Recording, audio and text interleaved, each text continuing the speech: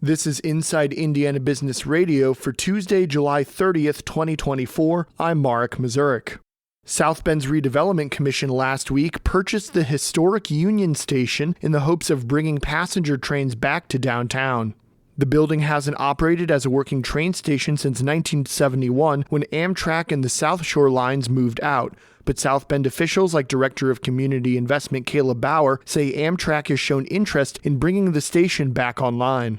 Looking at a purchase of the building, it's simultaneous with that, yet we have had conversations with Amtrak about their interest if we were to be able to reactivate this building as a station, and there is interest from Amtrak. But I would say, regardless of whether or not that materializes, we think this is a building that makes sense to be publicly owned. The city agreed to buy the property from local developer Kevin Smith for $2.4 million. To get the station operational, a platform would need to be built along with other equipment upgrades and installation. The station does have an existing track around it, so rail improvements would be minimal. Bauer said the cost of getting Union Station train-worthy again would likely be shared between Amtrak, the city, and potentially other levels of government. Jasper-based German-American Bancorp Inc. is planning to merge with Heartland Bancorp, headquartered in Whitehall, Ohio, the banks announced Tuesday. The deal, valued at more than $330 million, would bring German-American's total footprint to nearly 95 branches and over $8 billion in assets. The two banks say they will operate under the German-American name. The sale will be finalized in 2025. From the number one source for Indiana business news, this is Inside Indiana Business Radio. Indiana, your bold future starts here. IBJ Media, Inside Indiana Business, and the Indiana Economic Development Corporation invite you to the Engage Indiana series, presented by CareSource, Indiana University, and Old National Bank.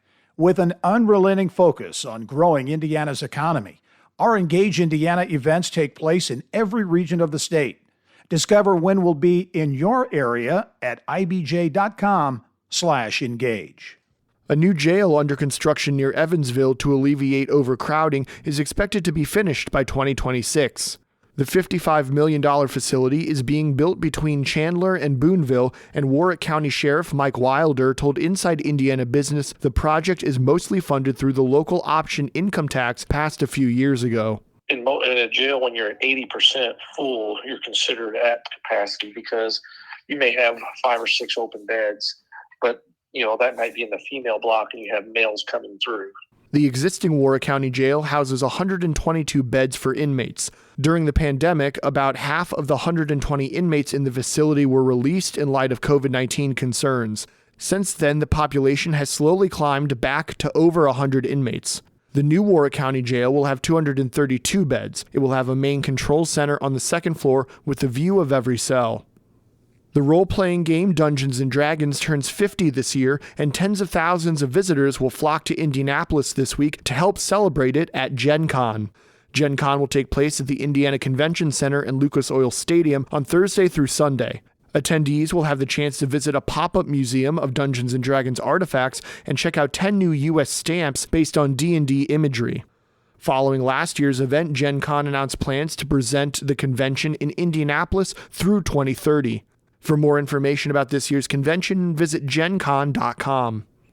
And the Indiana University Board of Trustees Monday approved a new policy governing protests and demonstrations following an independent report which found inconsistent enforcement in the wake of a pro-Palestinian encampment on campus.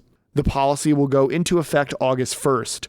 The board's vote to approve the policy occurred during a special meeting Monday and came after a report by Cooley LLP law firm which assessed the events that unfolded in April at Dunn Meadow on IU's campus in Bloomington. Police there arrested 57 protesters. The new policy clearly bans camping and prohibits expressive activity within 25 feet of buildings and at night. Northern Indiana veteran and business leader Bill Hanna is this week's guest on the Business and Beyond podcast with Gary Dick, presented by PNC, a weekly conversation with high-profile Hoosiers in business, sports, entertainment, and beyond. Available now from your favorite podcast provider. I'm Marek Mazurek for Inside Indiana Business Radio on Demand.